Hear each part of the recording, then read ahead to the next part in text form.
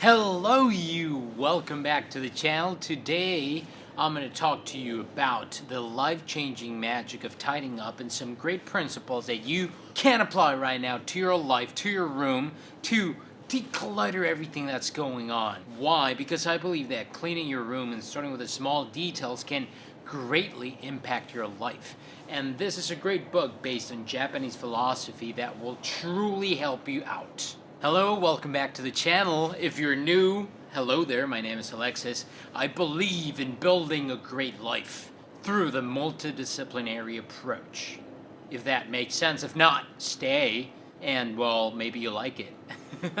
This is a great book by Marie Kondo. I've been applying some of the principles that are great, and you'll see why. Guys, why do we need to clean our rooms or start by cleaning up our life? I believe that starting with the small details and small actions is how we're going to do everything, right? The habits that we build every day in everyday life are the things that we are going to carry out for the rest of our lives. And what is like the most simple thing? That our room. We spend our days in there, our nights in there. We do things there every day. Our room, our space are going to be a reflection of how our mind, our lives are going at that time. So that's why I believe we need to get a certain approach to building a habit of decluttering that thing, whatever it is, and keeping it the way you like it, the way you love it, and only keeping those essential things that you truly want to use. Don't just like hoard everything. So this is a method which I would categorize in like three big steps. The first is discarding many things that we don't need. Well, if you're like me, you've kept a lot of stuff along your life, along your years that, well, you thought you would use one day. Costumes, magazines, books, clothes, whatever it is, you probably have way more than you need. And, well, in all honesty, and being honest, how many of those things do you truly use, like in everyday life? I knew it. So, that's why we need to get all the extra things that we don't use out of the house. They're just taking up space, cluttering your life, bringing you into chaos, lagging and making that you like take way more in your choices that you need to and would like to. So the first process is going to be, the first thing is going to be discarding everything. And we have to do this in one big step, not like a little bit of a time. Block out 1 day or 2 days just to gather all of your stuff, starting with clothes, then moving on to books, then moving on to documents, and then at last, keep all your mementos and your most emotional things, because those are the endowed things that are like the hardest to get out. Alright, so now that you've gathered all your things, first of all clothes, in one spot, all of it, I mean all of it, all that you have in your closet, your basement, your attic, whatever it is, pile it up. Alright, and now take every piece one by one and ask yourself, do I truly love this? If you don't, throw it out. Put it in a bag and then donate it. Throw it out. Donating's not your thing. It could be. So donate it, whatever it is, just you need to get it out. Okay?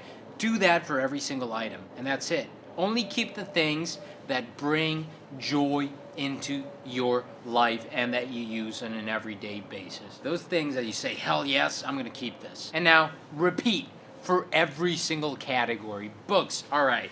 If you haven't read a book in like 20 years, and you're like, okay, I'm going to get to it, you're not going to get to it. Let's be honest, all right? If you were to read it, you would have done it already. So just, let's say 30 books. 30 books is all you get to keep. Rest, you're going to throw out, you're going to donate, you're going to take somewhere else so that someone else can enjoy that thing. Keep only those books that you truly love, you would reread over and over, and all the other things, well, take a picture of them maybe. You can just store them in there and keep them. But don't keep it in your closet. They're just going to take up space. Okay, now we're moving to mementos. That is like one of the hardest things because they are endowed. Truly keep the things that bring joy into your life. You might have letters of your ex-girlfriend and pictures that you want. But truly be honest with you, what are the things that you truly love the most and would like to keep?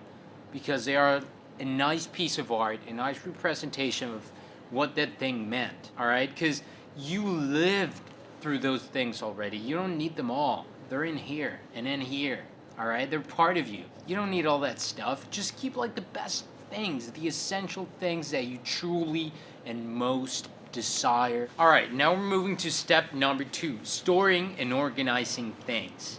That is the most beautiful and fun part, at least in my experience. I was doing some weird stuff, folding my clothes and just piling them on top of each other.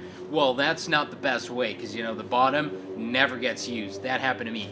The things at the bottom I forgot about in like so long and never got to them until I ended up cleaning up. So the thing you're going to do from now on is folding your clothes in a nice, neat rectangle. I'm going to drop you here a video of Marie Kondo's own YouTube channel so that you get like the folding style on point. And that's how you're going to fold your things. They're going to be lovely. Oh, and while you're doing it, remember, practice some gratitude. I love this. Just thanking your clothes, right? For like keeping you warm, keeping you in style, keeping you cool, keeping you trendy. They are part of us, right? They are there because they bring us joy, and we should thank them for it. Well, we shouldn't, but it's nice. You get my point, right? And then after that, we are going to store them basically right next to each other. If you want, you can organize them by color. Darker shades in the back, and then lighters coming up to you on the front. And that will give it a nice feng shui kind of vibe. And it will let you see everything that you have without like being cluttered one on top of the other. Things that go on hangers, well, that's basically a thing of taste. Marie says, like, you should ask the hanger, what is better than, you know, keeping your things folded?